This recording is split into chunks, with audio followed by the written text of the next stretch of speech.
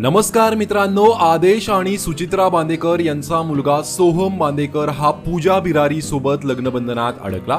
मात्र आता लग्नानंतर काही दिवसातच सोहम आणि पूजा बांदेकरांच्या घरात एकत्र न राहता वेगळे राहणार असल्याच्या चर्चा आहेत आणि त्याचं कारण म्हणजे स्वतः सुचित्रा बांदेकर आहेत। सोहम आणि पूजा यांनी लग्नानंतर लगेचच नवीन घर घेतलं आहे। त्यांनी नवीन घरामधून चावी सोबतचा फोटोही शेअर केलाय। नवीन घर आणि नवीन आयुष्यासाठी चाहते त्यांच्यावर शुभेच्छांचा वर्षाव करतायत। मात्र या फोटोमुळे ते लग्नानंतर लगेचच वेगळा संसार थाटणार का असा प्रश्नही चाहत्यांना पडला आहे आणि याबाबतच आता अभिनेत्री सुचित्रा बांदेकर यांनी स्वतः खुलासा केलाय। त्यांनी सोहमच्या लग्नाआधी एक मुलाखत दिली होती। त्यामध्ये त्यांनी मुलाच्या आणि सुनेच्या संसाराबद्दल एक भाष्य केलं होतं।